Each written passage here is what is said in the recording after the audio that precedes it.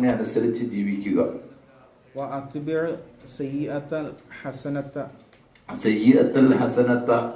തിന്മയോട് നന്മയെ നീ പിന്തുടർത്തുക. നിന്റെ ജീവിതത്തിൽ തിന്മ വന്നുപോയാൽ ധാരാളം നന്മകൾ നീ എന്ത് ചെയ്യുക. അങ്ങനെ ചെയ്യുമ്പോൾ ആ നന്മ ആ തിന്മയെ മാച്ചു കളയും. അപ്പൊ എന്ത് ചെയ്യണം? നമ്മൾ ഒത്തിരി ഒരു തെറ്റുകൾ വന്നു കഴിഞ്ഞാൽ നമ്മളെ കയ്യിൽ നിന്ന് പോരായ്മ വന്നാൽ ധാരാളം നന്മകളങ്ങ് ചെയ്യുക. അവൻ ചെയ്തു കഴിഞ്ഞാൽ എന്താവും? ആ അവസരത്തിൽ അതുകൊണ്ട് എന്ത് സംഭവിക്കും? ആ നന്മ ഈ തിന്മയെ എന്ത് ചെയ്യും? മാച്ചു കളയും. നിന്നെ മഫൂലിന് എന്താ ഇറാബ് ഞാൻ പഠിപ്പിക്കുമ്പോ ജനങ്ങളോട് നീ പെരുമാറുക നല്ലതായ സ്വഭാവം കൊണ്ട്.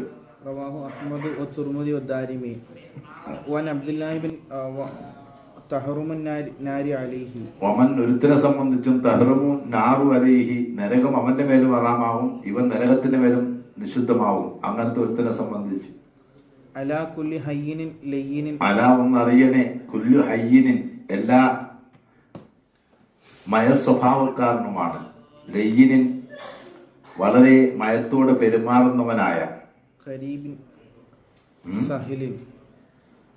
അങ്ങനെ അലാ കുല്ലി ഹയ്യിനിൻ ലയ്യിനിൻ കരീബി സഹിലിൻ.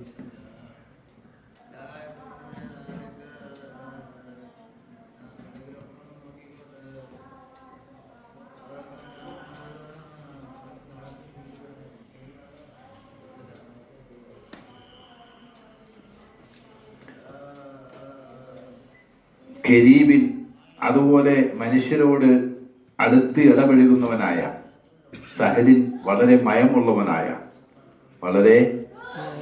മയമുള്ളവനായ, ഇങ്ങനത്തെ ഒരുത്തന്റെ മേൽ നരകം അങ്ങോട്ടും ഹറാമാകും, അവൻ നരകത്തിന്റെ മേലും എന്താവും? റവാഹു അഹ്മദ് തിർമിദി വഖാല ഹാദാ ഹദീസുൻ ഹസനുൻ ഗരീബുൻ. വഅൻ അബീ ഹുറൈറ റളിയല്ലാഹു അൻഹു നബി സല്ലല്ലാഹു അലൈഹി വസല്ലം ഖാല അൽ മുഅ്മിനു ഗിർറുൻ കരീമുൻ.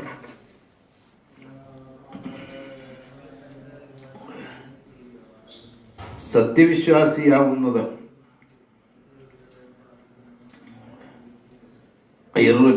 അവൻ ദുനിയാവിനെ തൊട്ട് അശ്രദ്ധനാകുന്നു.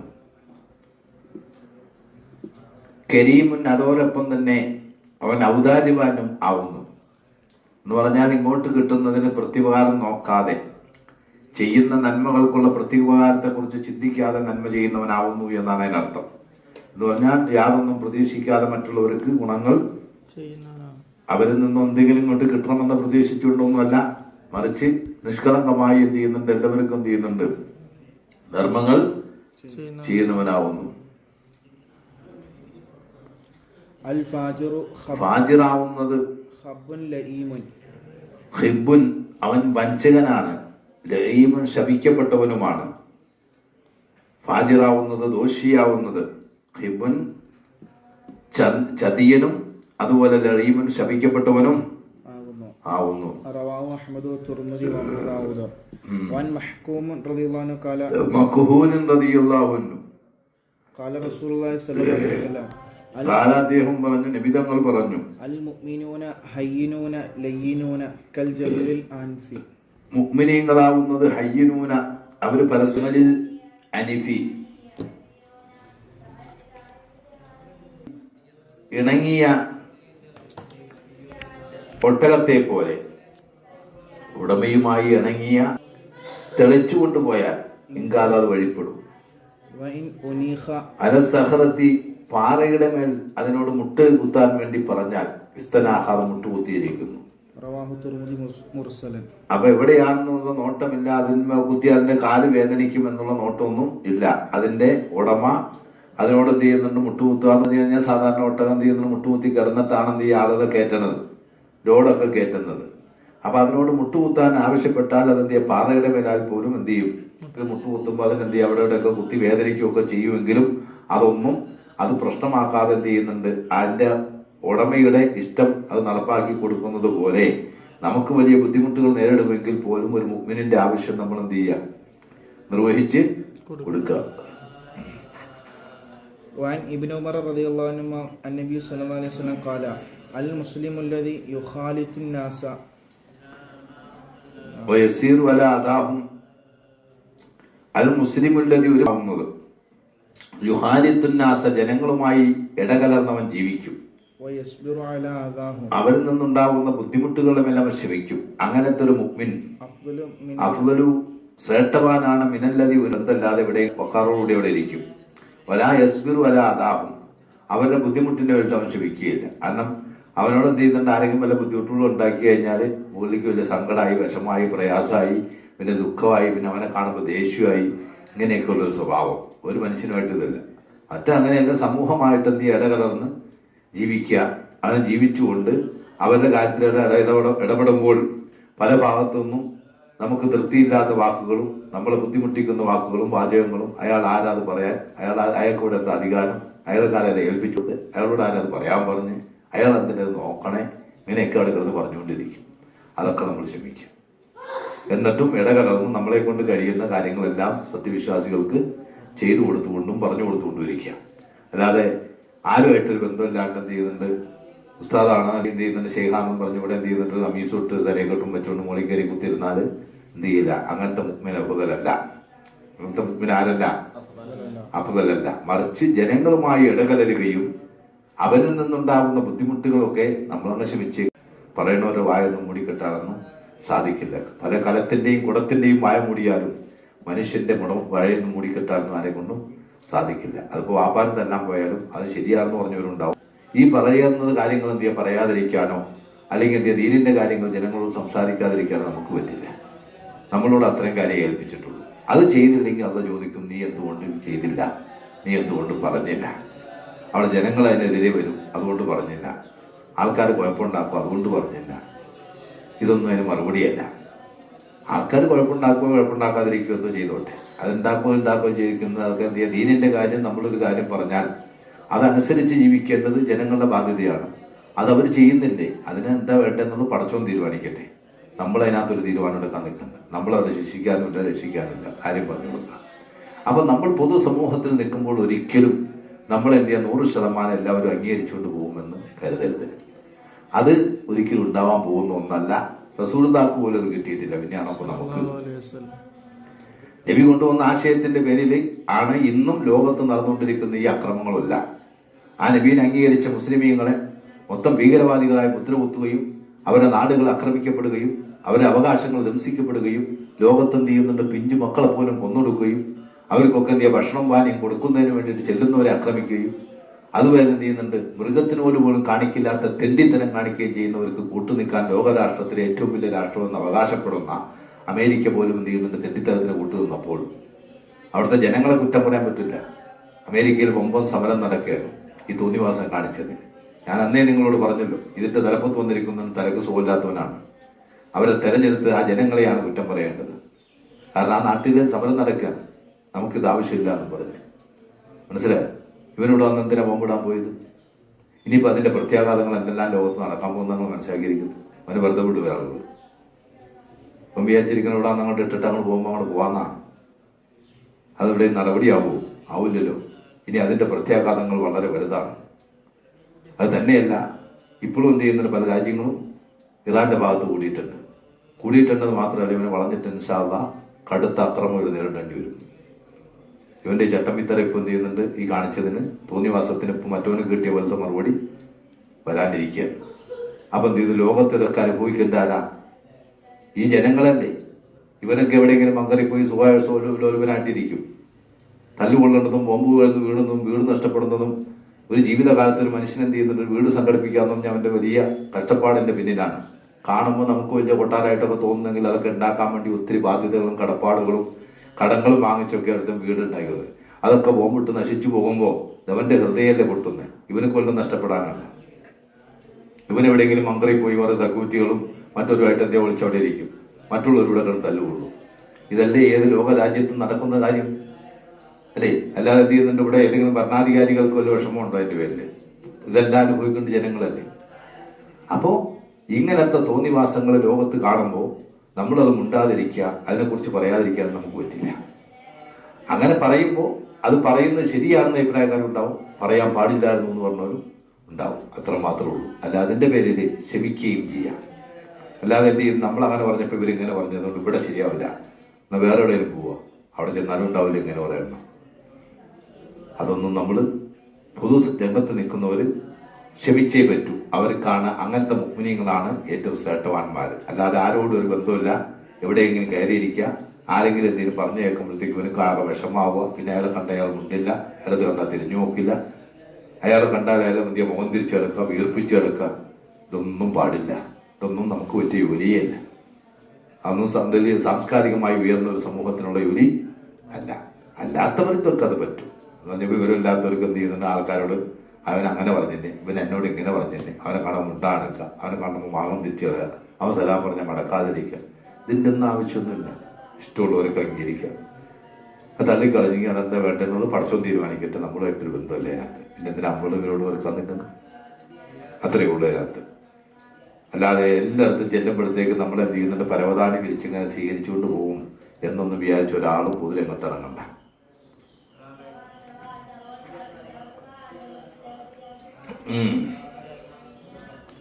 رواه الترمذي وابن ماجه وعن سهل بن معاذ عن أبيه رضي الله عنه عن النبي صلى الله عليه وسلم قال من كظم غيظا وهو يقدر على أن ينفذه. ആരെങ്കിലും തന്റെ ദേഷ്യത്തെ കേട്ടോ അടക്കി വച്ചാൽ وهو يقدر على أن ينفذه, ആ ദേഷ്യം പിടിച്ച കാര്യം നടപ്പാക്കാൻ അവൻ എന്ത് ചെയ്യുന്നുണ്ട്, കഴിവുള്ളവനാണ്. അവൻ ദേഷ്യം പിടിച്ച കാര്യം അവർക്ക് നടപ്പാക്കാൻ കഴിയും, അങ്ങനെ കഴിവുള്ളവനാണ്. അങ്ങനത്തെ ഒരുത്തൻ എന്ത് ചെയ്തു, അവന്റെ ദേഷ്യത്തെ എന്ത് ചെയ്തു, ഒതുക്കി വെച്ചു. സൃഷ്ടികളുടെ ഇടയിൽ നിന്ന് അള്ളാഹു തആല അവനെ വിളിക്കും യൗമുൽ ഖിയാമത്തിൽ. അവനക്ക് എന്ത് ചെയ്യും, അള്ളാഹു ഇഷ്ടം നൽകും. അവൻ ഉദ്ദേശിച്ച ഏതൊരു ഹൂറിൽപ്പെട്ട പെണ്ണിനെയും വിവാഹം ചെയ്യാൻ വേണ്ടി. അപ്പൊ നമുക്ക് ദേഷ്യമുണ്ട്, ദേഷ്യം പിടിച്ച കാര്യം നമ്മൾ നടപ്പാക്കി ഇവിടെ നമ്മളെ ചോദ്യം ചെയ്യാൻ ആരുമില്ല, എന്നിട്ട് നമ്മൾ ക്ഷമിക്കുക, വേണ്ട പോട്ടെ. رواه الترمذي وابو داود وقال الترمذي هذا حديث غريب وفي روايه لابي داود رضي الله عنه സുവൈദ് ഇബ്നു വഹബ് عن رجل من ابناء اصحاب النبي صلى الله عليه وسلم, നബിയുടെ സഹാബാക്കളുടെ മക്കളിൽപ്പെട്ട ഒരു വ്യക്തിയെ തൊട്ട് സല്ലല്ലാഹു അലൈഹി വസല്ലം, അദ്ദേഹത്തിന്റെ വാപ്പയെ തൊട്ട്, അദ്ദേഹത്തിന്റെ വാപ്പ സഹാബിയാണ്, അദ്ദേഹം താബിയാണ്. قال ملأ الله قلبه امنا وايمانا. അല്ലാഹു തആല അവന്റെ കൽബിനെ നിർഭയത്വത്തിനാലും ഈമാനിനാലും നിറയ്ക്കട്ടെ. കേട്ടോ, ആരുടെ ഇങ്ങനത്തെ എന്ത് ചെയ്യുന്നുണ്ട്, അല്ലാഹു അവന്റെ കൽബിനെ അത് നിറച്ചിരിക്കുന്നു. ഏത് ഈ ഇവിടെ എങ്ങനെ ദേഷ്യം നടപ്പാക്കാൻ കഴിവുള്ളവൻ, അവന് കഴിവുള്ളതിനോടുകൂടി അവൻ ക്ഷമിച്ചു, അവന്റെ ദേഷ്യത്തിനനുസരിച്ചൊന്നും പ്രവർത്തിച്ചൊന്നും ഇല്ല. അങ്ങനെ ചെയ്താൽ അള്ളാഹുവിന്റെ കൽബിനെ നിറച്ചിരിക്കുന്നു. എന്തിനാൽ? നിർഭയത്വത്തിനാലും.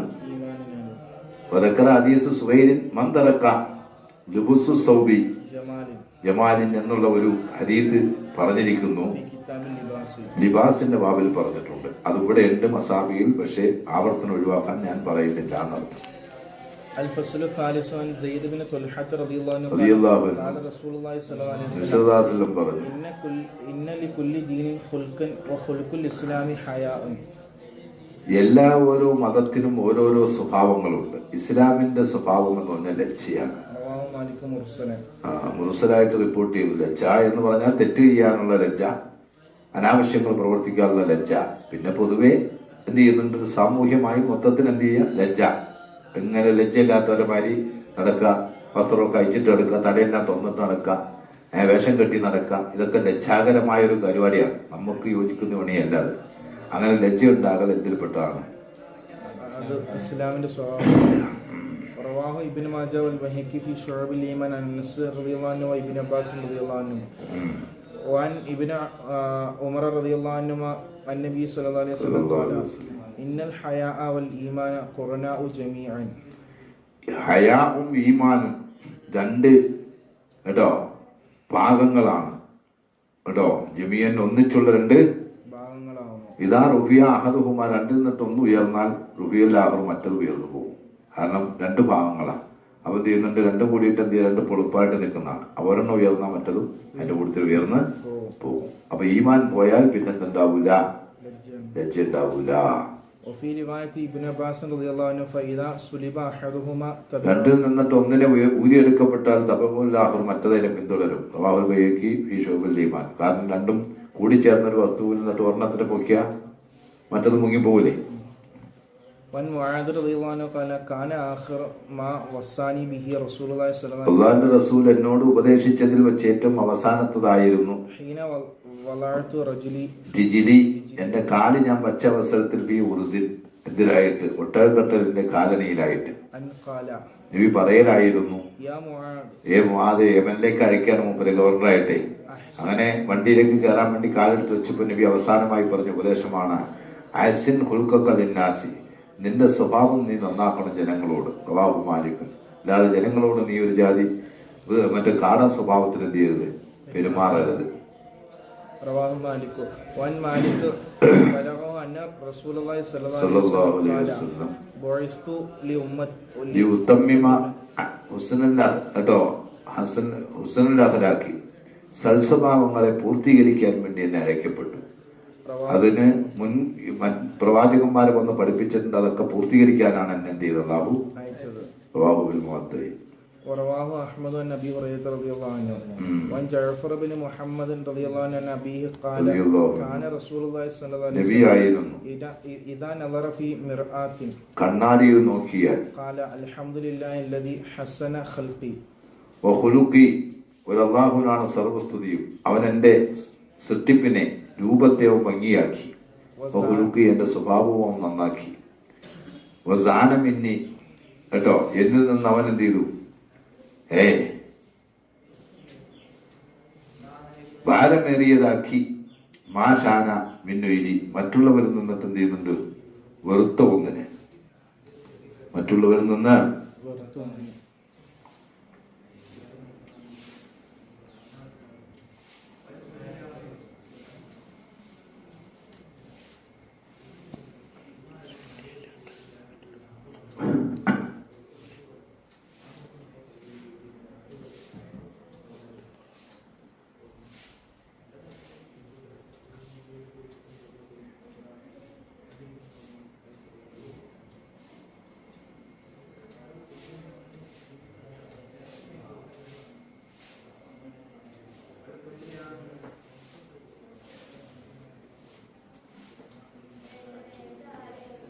മറ്റുള്ളവരിൽ നിന്ന് ആക്ഷേപിക്കപ്പെട്ട ഒരു കാര്യത്തെ എന്നിൽ നിന്നും എന്ത് ചെയ്തു, വലിയ കടുപ്പമേറിയതാക്കി. എന്നെ മറ്റുള്ളവർ ചെയ്യാൻ പാടില്ലാത്തൊരു കാര്യം ഞാൻ ചെയ്യുന്നത് വലിയ കടുപ്പമുള്ളത് ആക്കി. റവാഹുൽ ബൈഹഖി ഫീ ശുഅബുൽ ഈമാൻ. മുർസലായിട്ട് ഇതിനെ റിപ്പോർട്ട് ചെയ്തു. وعن عائشة رضي الله عنها قالت كان رسول الله صلى الله عليه وسلم നബി സല്ലല്ലാഹു അലൈഹി വസല്ലം പറയുമായിരുന്നു, اللهم كما حسنت خلقي പടച്ചവനെ, നീ എന്റെ സൃഷ്ടിപ്പ്, എന്റെ രൂപത്തെ നീ ഭംഗിയാക്കിയതുപോലെ വഅഹ്സിൻ ഖുൽഖി, എന്റെ സ്വഭാവവും നീ ഭംഗിയാക്കണേ അല്ലാഹ്. رواه أحمد. അഹ്മദ്. وعن أبي هريرة رضي الله عنه قال قال رسول الله صلى الله عليه وسلم ألا أنبئكم بخياركم ഖാലു ബല, قال خياركم أطولكم أعمارا നിങ്ങളുടെ കൂട്ടത്തിൽ ഏറ്റവും ഗുണവാന്മാര് വയസ്സിനാൽ നീണ്ടവരാണ്, وأحسنكم أخلاقا സ്വഭാവത്താൽ നന്നായവരുമാണ്. റവാഹു അഹ്മദ്. നല്ല സ്വഭാവം, അതോടൊപ്പം തന്നെ ദീർഘായുസ്, ഇത് രണ്ടും ഉള്ളവരാണ് നിങ്ങളുടെ കൂട്ടത്തിൽ ഏറ്റവും. وأنه قال قال رسول الله صلى الله عليه وسلم നബി സല്ലല്ലാഹു അലൈഹി വസല്ലം പറഞ്ഞു, أكمل المؤمنين إيمانا മുഅ്മിനീങ്ങളുടെ കൂട്ടത്തിൽ ഈമാനിനാൽ ഏറ്റവും പൂർണ്ണമായവര്, أحسنهم خلقا സ്വഭാവത്താൽ ഏറ്റവും നല്ലവരാവുന്ന ഓരോ കൂട്ടത്തിൽ. رواه أبو داود والدارمي. وأنه أن رجلا شتم أبا بكر വന്നബി സല്ലല്ലാഹു അലൈഹി വസല്ലം ജാലിസ്, ഒരാള് അബൂബക്കർ സിദ്ദീഖിനെ ചീത്ത വിളിച്ചു. നബി അവിടെ ഇരിപ്പുണ്ട്. يتعجب ويتبسم നബി തങ്ങൾ എന്ത് ചെയ്യുന്നുണ്ട്, കേട്ടോ ഇവന്റെ ഈ ചീത്ത വിളിക്കൽ കണ്ട് സന്തോഷിക്കും, എന്ത് ചെയ്യുന്നു, അത്ഭുതപ്പെടുന്നു. നബി പുഞ്ചിരിക്കുകയും ചെയ്യുന്നു. فلما أكثر رد عليه بعض قوله അങ്ങനെ ചീത്തവിളി അധികരിച്ചപ്പോൾ റദ്ദ, കേട്ടോ അലൈഹി ബഅദ ഖൗലിഹി, അയാൾ പറഞ്ഞതിന്റെ ചില വാക്കുകൾക്കൊക്കെ മറുപടി പറഞ്ഞു. ആര്? അബൂബക്കർ സിദ്ദീഖ് റളിയല്ലാഹു മറുപടി പറഞ്ഞു. നബി സല്ലല്ലാഹു അലൈഹി വസല്ലം, അപ്പൊ നബി എന്ത് ചെയ്തു, ദേഷ്യപ്പെട്ടു. കാമ അവിടെ നിന്ന് എണീറ്റ് പോയി. അബൂബക്കർ റളിയല്ലാഹു അൻഹു റസൂലുള്ളാഹിന്റെ പുറകെ ചെന്നു. ഒരാളെ അബൂബക്കർ സിദ്ദീഖ് അങ്ങനെ ചീത്ത പറയാം. ചീത്ത പറയുമ്പോൾ നബിയോടെ ഇരിപ്പുണ്ട്. യഥാജബ് നബി സന്തോഷിക്കുന്നു അവൻ ചീത്ത പറഞ്ഞ കേട്ടിട്ട്. അബൂബക്കർ സിദ്ദീഖൊന്നും ഉണ്ടൊന്നുമില്ല.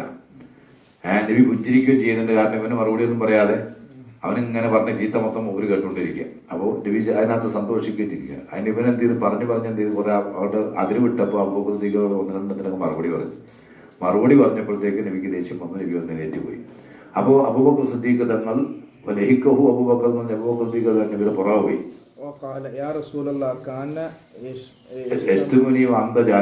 എന്നിട്ട് അബൂബക്കർ സിദ്ദീഖ് പറഞ്ഞു, അള്ളാന്റെ പ്രവാചകനെ, അവൻ എന്നെ ചീത്ത പറയുന്നതായി. അന്ന് അവിടെ ഇരിപ്പുണ്ടായിരുന്നു.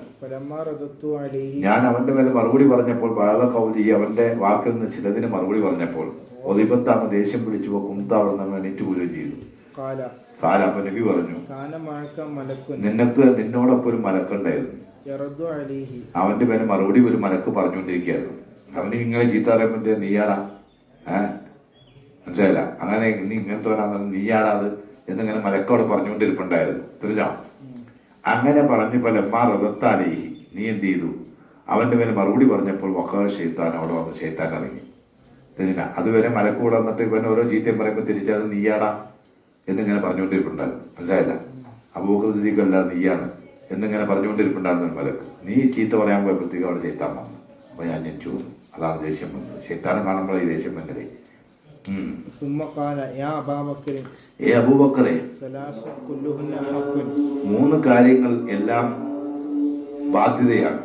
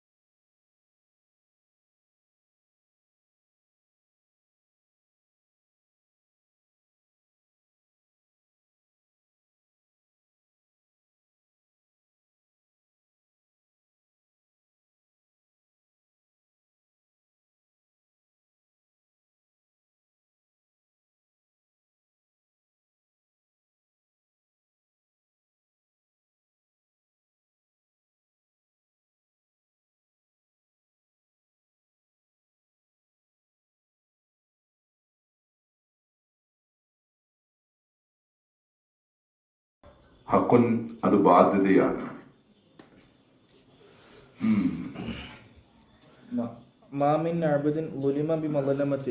ഒരു അടിമയുമില്ല അവനെ ഒരു അക്രമം കൊണ്ട് ആക്രമിക്കപ്പെടും. ഫയുഗ്ലി അൻഹാ ലില്ലാഹി അസ്സ വജല്ല. ഫയുഗ്ലി അപ്പോൾ അവൻ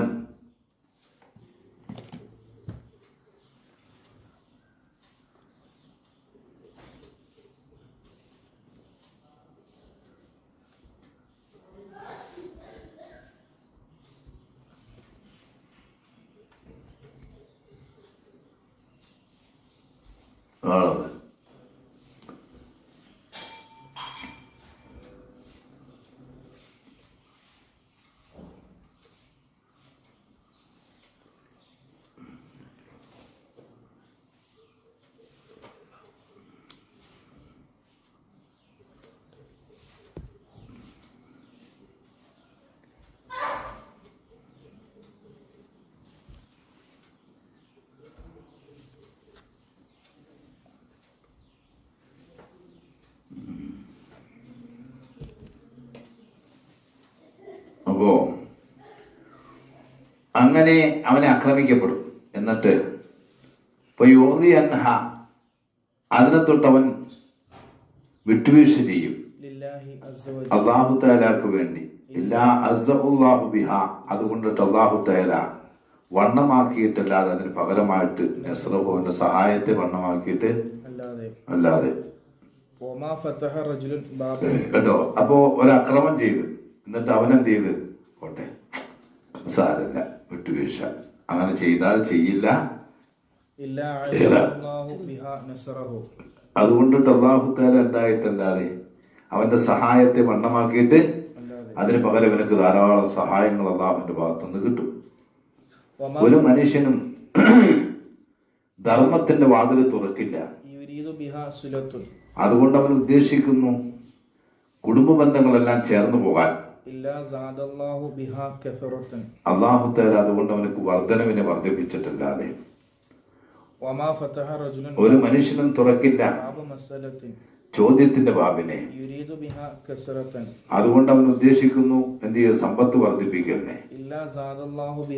കില്ലത്തിന് അതുകൊണ്ട് അല്ലാഹു തആല അവനൊക്കെ എന്ത് ചെയ്യുന്നുണ്ട്, ദാരിദ്ര്യത്തെ വർദ്ധിപ്പിച്ചിട്ടില്ലാതെ. റവാഹു അഹ്മദ്. മനസ്സിലായോ? അതെന്താന്ന് വെച്ച് കഴിഞ്ഞാൽ ഇവൻ എന്ത് ചെയ്യുന്നുണ്ട്, ആര് കൊടുക്കും ഇവനെന്ത് ചെയ്യുന്നുണ്ട്, മറ്റുള്ളവരുടെ അടുത്ത് ചോദിച്ചെടുക്കാം. അപ്പൊ ഇവന്റെ അടുത്ത് പണമില്ലായിട്ടല്ല, പണമുണ്ട്. ഇങ്ങനെ ചോദിച്ചെടുക്കണം. എന്തിനാ? ചോദിച്ച് നടന്ന് എല്ലാവരും കൊടുക്കുന്നത് കൊണ്ട് ഈ ബാങ്കിയെ കൊണ്ട് നിക്ഷേപിച്ച കാശായല്ലേ, ഒരു പണിയില്ലാണ്ട് ഇങ്ങനെ കിട്ടുന്നതല്ലേ. അപ്പൊ അതിങ്ങനെ ഇവനിങ്ങനെ കോടീശ്വരനായിക്കൊണ്ടിരിക്കുക, ചോദ്യം ഇങ്ങനെ നടത്തിക്കൊണ്ടിരിക്കുക. ഇങ്ങനത്തെ പണി കാട്ടിക്കൊണ്ടിരുന്നാൽ അല്ലാഹു തആല അതുകൊണ്ട് ദാരിദ്ര്യം ഉണ്ടാക്കുള്ളൂ. കാരണം ഇവൻ സംഭരിച്ചിടുമ്പോഴൊക്കെ അത് വേറെ വഴികൾ പോയിക്കൊണ്ടിരിക്കും, നിലനിൽക്കില്ല. ഇതൊക്കെ സത്യമായിരിക്കുന്നു എന്നർത്ഥം. ഈ മൂന്ന് കാര്യങ്ങൾ ഹക്കാണെന്ന് പറഞ്ഞതാണ്. ആയിഷത്ത് റളിയല്ലാഹു അൻഹാ കാലത്ത് നബി സല്ലല്ലാഹു അലൈഹി വസല്ലം പറഞ്ഞു, ഒരു വീട്ടുകാരോടും അല്ലാഹു മയത്തെ ഉദ്ദേശിക്കില്ല, അവർക്കത് പ്രയോജനം ചെയ്തിട്ടില്ലാതെ. അതിനെ ആർക്കും തടയില്ല, അതവരെ ബുദ്ധിമുട്ടിച്ചിട്ടില്ലാതെ. അവർക്ക് ഒരു മയമില്ല, എല്ലാ കാര്യത്തിലും അങ്ങ് കറക്റ്റ്, ഒരു ഇഞ്ച് വിട്ടുവീഴ്ചയ്ക്ക് തയ്യാറില്ലാത്ത സ്വഭാവം. ഇത് നൽകിയാൽ അത് അവരുടെ നാശത്തിലേക്ക് വരുന്നു. അല്ല, എന്ത് ചെയ്താലും അവരെന്ത് ചെയ്യുന്നുണ്ട്, മയത്തോടെ പെരുമാറുന്നൊരു സ്വഭാവം ആർക്കും നൽകിയാൽ എന്താവും,